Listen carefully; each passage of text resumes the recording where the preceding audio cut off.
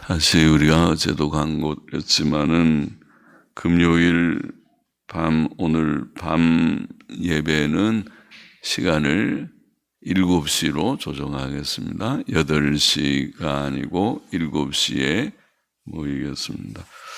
같이 기도하고 성경 읽겠습니다. 하나님 아버지 감사합니다. 오늘 새벽도 하나님께서 저희에게 이만큼 건강과 평안을 주시고 교회를 주셔서 주 예수 그리스도의 이름으로 모여 하나님께 예배의 단을 쌓고 혹은 가정에서 마음을 모두어 함께 동참케 하시니 감사합니다. 하나님 저희의 중심을 받아주시고 또 참여한 한 사람 한 사람에게 하나님께서 은혜를 주시고 신령한 복을 주시기를 원합니다. 아버지, 또 오늘 수술 예정이라고 알고 있는 이 집사님, 주님 수술의 모든 과정을 하나님께서 주장하셔서 은혜로 연로하신 가운데 또 큰 장기를 절제하는 수술을 하오니 하나님께서 은혜를 주셔서 잘 수술 받고 또 하나님의 뜻 가운데 건강의 회복을 주셔서 사시는 동안 주님 너무 고통 가운데 있지 않게 하여 주시기를 소원합니다. 부족하고 전한 종에게 말씀을 조금 해석할 지혜와 힘을 주시고 참여한 모두들에게 은혜와 복을 주시기를 소원합니다. 헌금하는 심령도 기억하시사 그의 중심의 소원을 주님 기억하여 주시기를 소원합니다. 예수님의 이름으로 기도하옵나이다. 아멘.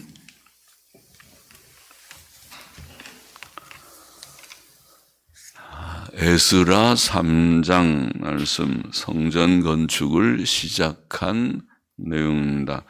1절부터 좀 읽어보십시다. 이스라엘 자손이 그 본성에 거하였더니, 본성은 예루살렘 성이지요. 7월에 이르러 일제히 예루살렘에 모인지라 요사닥의 아들 예수아와 그 형제 제사장들과 스알디엘의 아들 스룹바벨과 그 형제들이 다 일어나.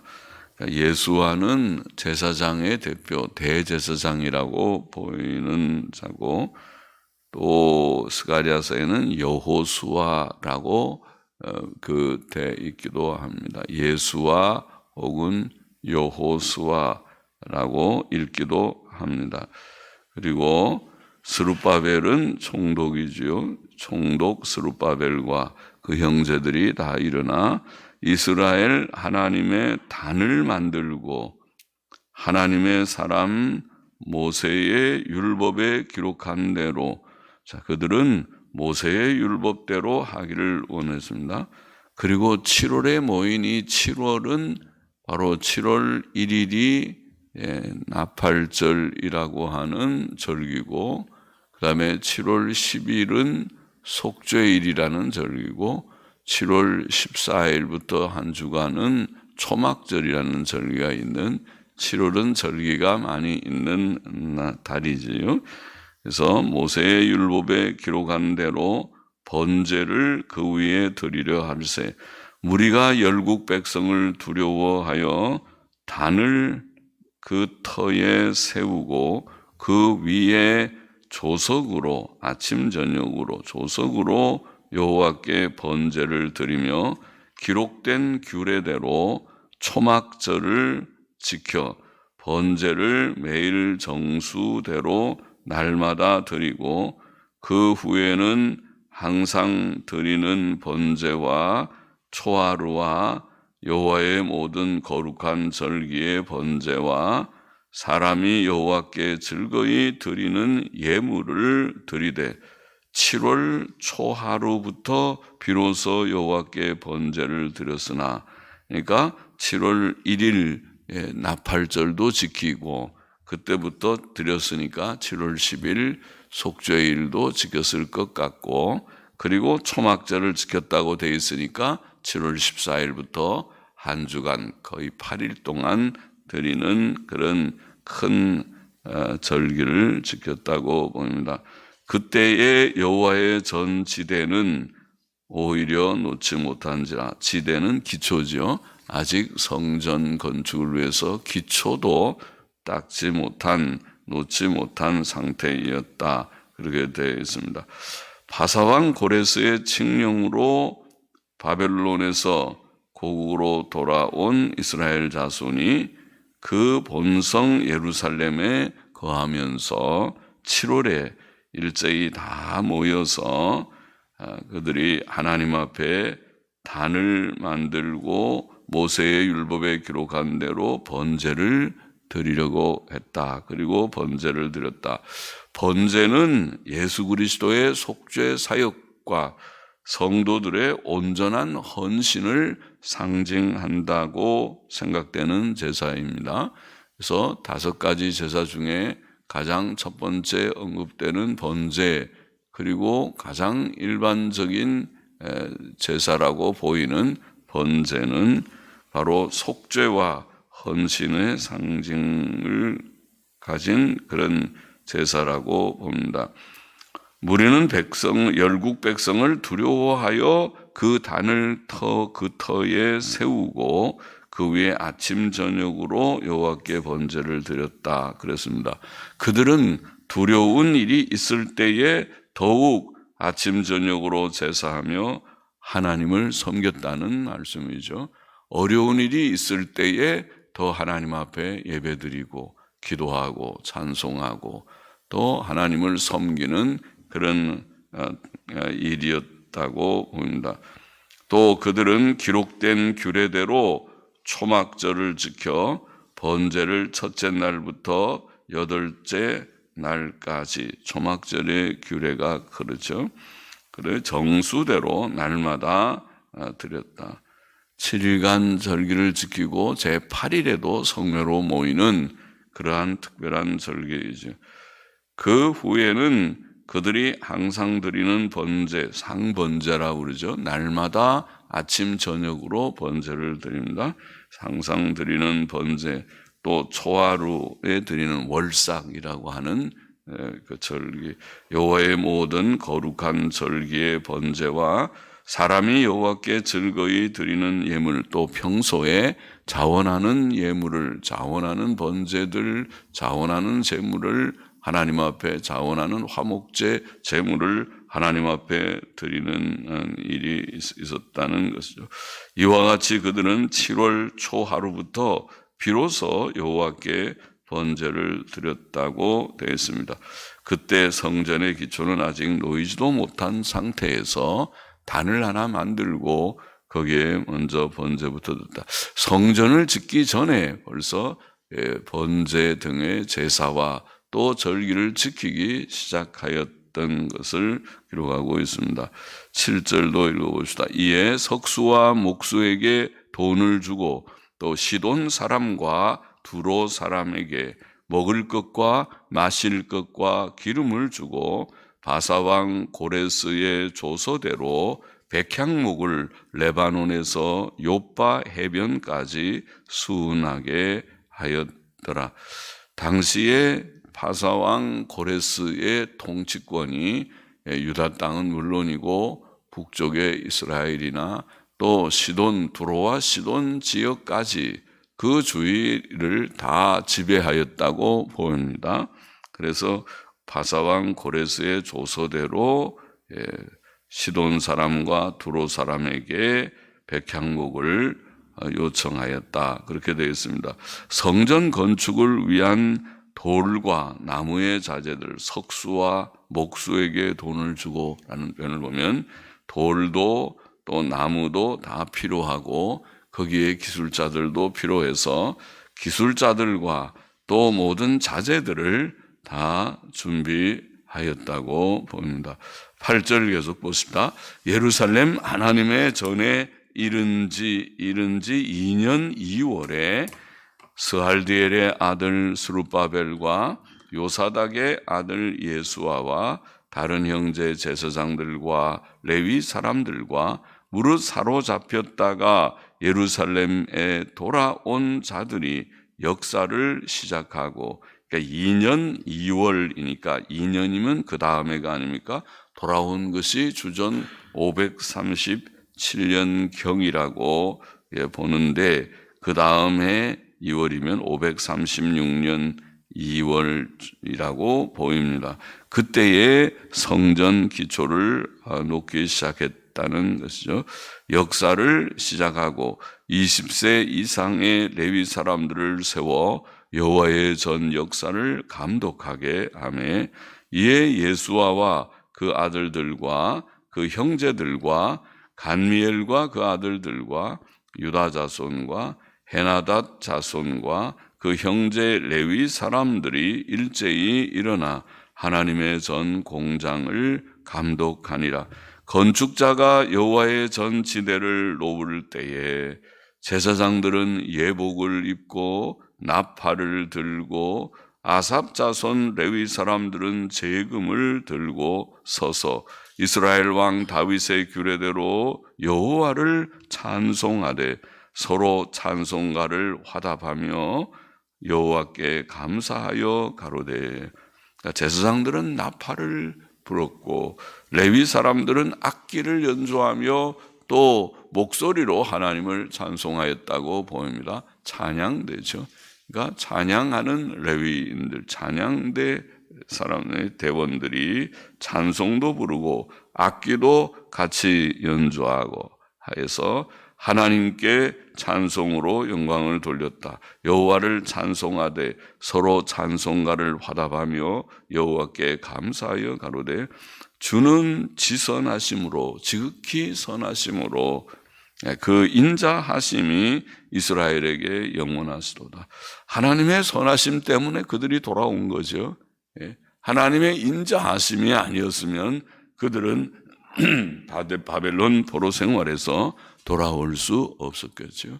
그래서 하나님의 지선하심, 지극히 선하심과 인자하심을 찬송합니다.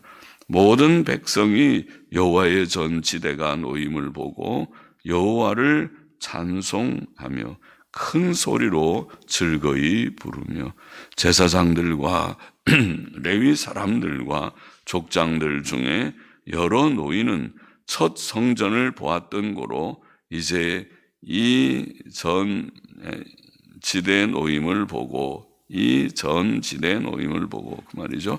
지금 이 성전 기초를 놓는 노임을 보고 대성통곡하며 여러 사람은 기뻐하여 즐거이 부르니 백성의 크게 외치는 소리가 멀리 들리므로 즐거이 부르는 소리와 통곡하는 소리를 백성들이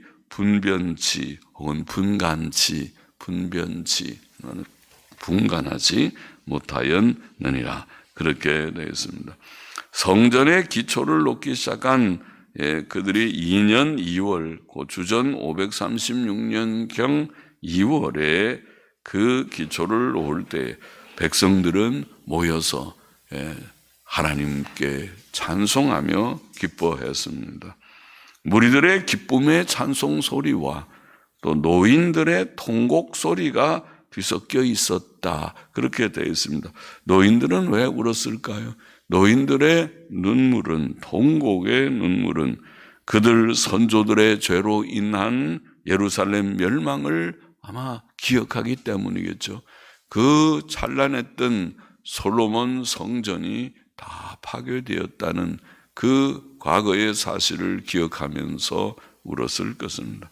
또 꿈 같은 바벨론 포로 귀환의 일을 허락하신 하나님의 크신 은혜에 대한 감사의 눈물이었을지도 모릅니다. 멸망의 회상과 은혜에 대한 감사에서 나온 그런 울음, 기쁨의 찬송과 눈물의 통곡이 뒤섞여서 저것이 우는 소리인지 노래하는 소리인지 멀리서 분간할 수가 없었다. 그렇게 말씀하고 있습니다. 본장의 교훈을 정리해 보십니다. 첫째로 바벨론에서 돌아온 유대인들은 하나님께 번제를 드릴 단을 쌓았고 또 하나님의 전 짓기를 원하였습니다.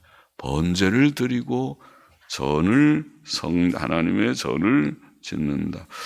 번제, 제사 제도와 성전 제도, 구약의 제사 제도와 성전 제도는 예수 그리스도를 예표한다고 말씀드렸습니다. 제사들 중에 가장 일반적인 번제의 1차적 의미는 속죄였습니다. 레위기 1장 3절 4절에 보면 그 예물이 소의 번제이면 소나 양이나 염소나 다 드릴 수 있지만은 소의 번제이면 흠없는 수컷으로 회막문에서 여호와 앞에 연락하시도록 드릴지니라. 그가 번제물의 머리에 안수할지니. 자, 제물을 드리는 자가 소든 양이든 다 규례가 같지만은 번제를 드리려고 제물을 가져온 사람은 번제물의 머리에다가 안수를 할지니 그리하면 연락되어 그를 위하여 속죄가 될 것이라. 번제의 제도, 번제라고 하는 제사 제도의 의미를 말씀한 거죠. 속죄가 된, 속죄의 의미가 있습니다. 그래서 속죄의 의미가 1차적 의미다. 그러나 또 번제는 다른 제사와 다르게 드리는 방식이 온전히 다 불태워 드리는 것이니까 그 의미가 무엇일까? 그것은 온전한 헌신이다. 그렇게 우리가 이해하는 것입니다.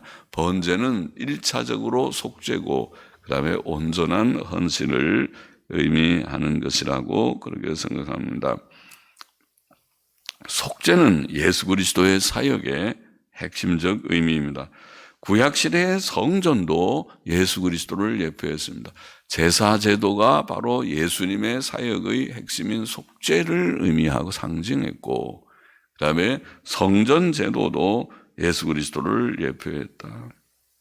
돌아온 유대 백성이 제사를 드리고 성전을 지으려 했던 것처럼 우리는 예수 그리스도를 믿고 의지하고 그를 힘입어 하나님을 섬깁니다. 하나님을 섬겨야 됩니다.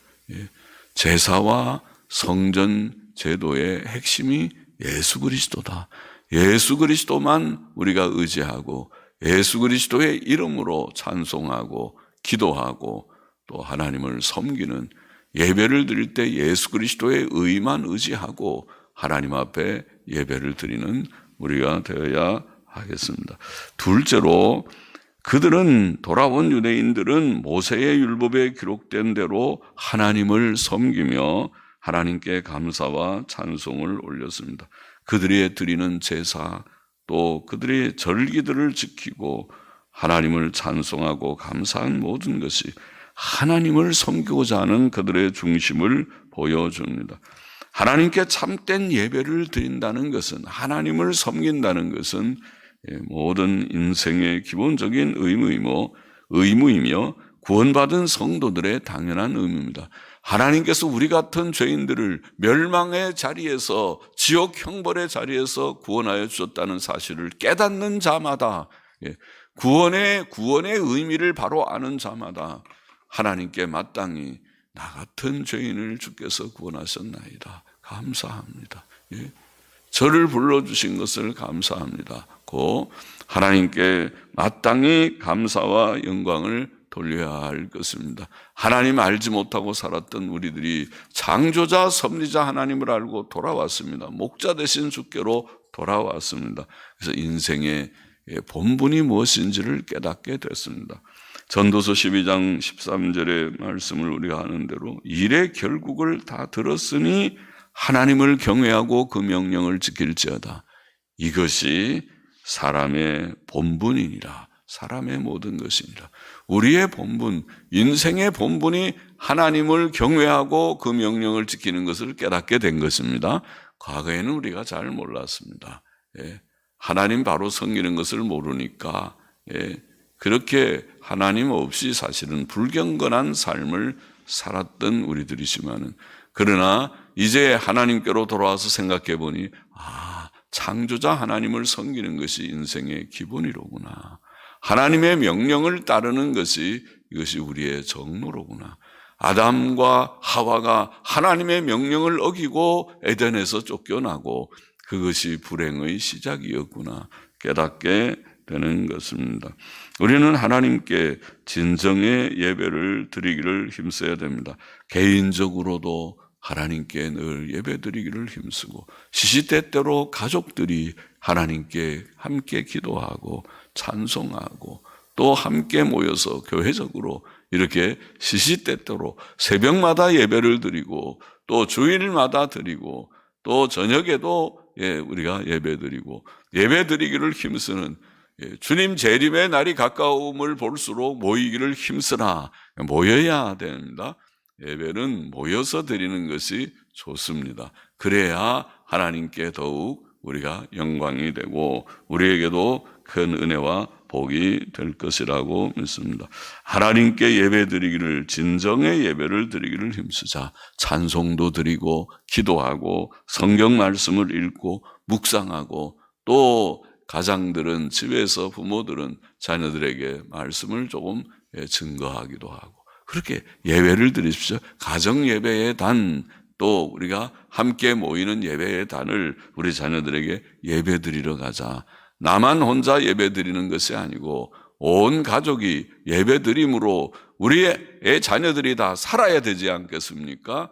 하나님을 아는 자들, 믿는 자들이 돼야 하지 않겠습니까? 나만 예수 잘 믿는 것이 그것이 부족이 아닙니까? 나도 잘 믿어야 되지만은 내 가족들도 잘 믿어야 합니다. 셋째로 바벨론에서 돌아온 자들이 하나님의 성전 짓기를 원한 것은 그들이 하나님 중심, 성전 중심의 생활을 하기를 소원한 것을 나타냅니다. 그것이 성경적이고 하나님의 뜻입니다. 하나님께서는 구약시대에 성전 중심의 생활을 하라고 교훈하셨습니다. 성전 중심으로 산다는 것은 앞에서도 말했지만은 예수 그리스도 중심으로 사는 것을 의미한다고 하겠습니다. 성전은 예수 그리스도를 예표하기 때문입니다. 구원받은 성도들의 삶의 중심은 예수 그리스도이시다.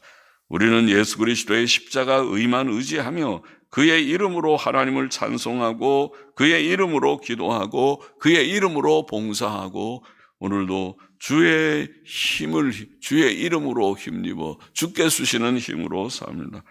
성전 중심으로 산다는 말은 또한 성경 말씀 중심으로 살고 교회 중심으로 산다는 것을 의미할 것입니다.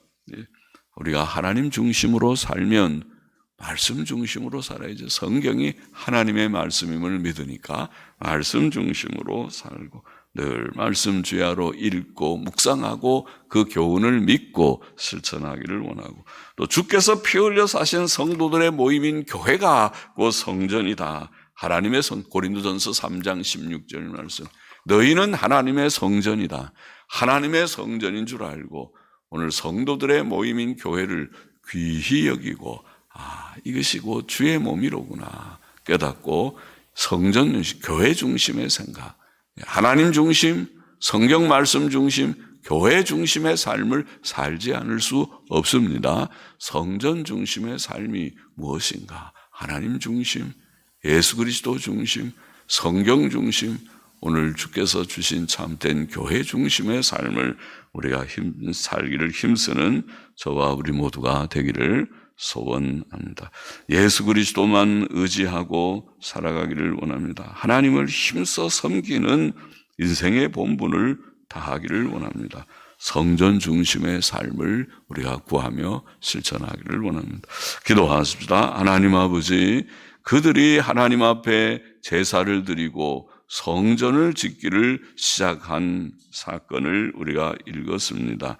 아버지 하나님, 오늘 우리에게 성전 대신 예수 그리스도를 주셔서 믿고 구원받게 하신 것을 다시 감사를 드립니다. 주 예수 그리스도 안에서 진정의 예배를 하나님께 늘 드리는, 개인적으로, 가정적으로, 교회적으로 예배 드리는 저희들이 되게 하여 주시고, 이제는 성전 중심의 생활, 하나님 중심, 예수 그리스도 중심, 성경 말씀 중심, 교회 중심의 그러한 삶을 좋아하고 또 사랑하고 힘쓰는 저와 우리 모두들이 되게 하여 주시기를 소원합니다. 예수 그리스도의 이름으로 기도하옵나이다. 아멘. 아멘.